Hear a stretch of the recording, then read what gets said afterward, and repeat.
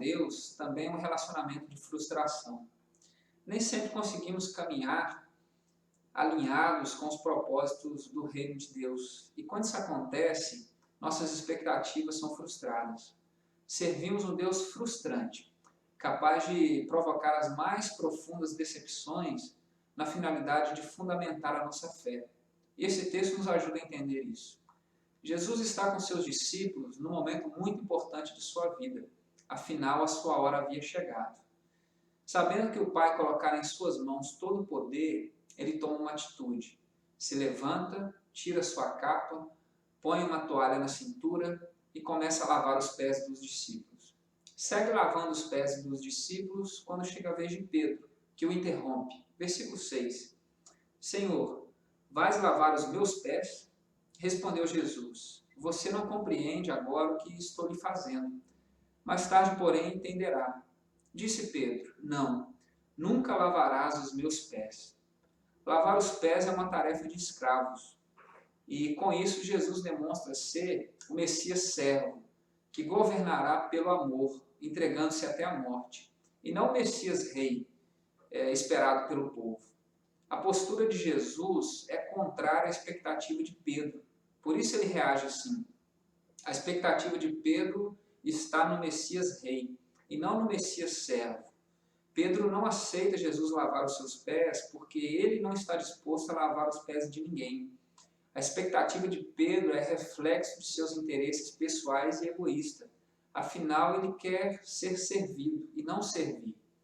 O Messias que está no coração de Pedro é diferente do Messias que está diante dos seus olhos. Mas ele parece insistir nessa expectativa equivocada. Na sequência do diálogo, Pedro diz que daria sua vida por Jesus, mas Jesus parece que não lhe dá crédito. Mas Pedro parece estar realmente interessado em dar a vida por Jesus, pois quando seu mestre está sendo preso, ele se levanta para defendê-lo, mas logo é repreendido por Jesus, que se entrega. Diante disso, Pedro mergulha numa profunda crise, pois ele realmente está disposto a dar a sua vida, mas por um rei e não por um servo. Jesus, naquele instante, se manifesta e se confirma como o Messias servo. Por isso Pedro nega Jesus. A expectativa de Pedro, anteriormente abalada, é agora frustrada definitivamente. Mas a frustração de Pedro permite a ele rever as suas expectativas. E é isso que ele faz. Após os eventos da cruz, ele se coloca diante do Jesus, agora ressuscitado, e a partir disso, ele consegue compreender o que Jesus havia feito por ele ao lavar os seus pés. E diante dessa oportunidade, Pedro é alinhado com os propósitos do reino de Deus. E a partir da experiência dessa frustração, ele é vocacionado para cuidar do rebanho de Jesus. Por isso a necessidade de sermos frustrados por Jesus em nossa caminhada, pois essa experiência nos livra das falsas expectativas que tendem a nos afastar dos propósitos de Deus.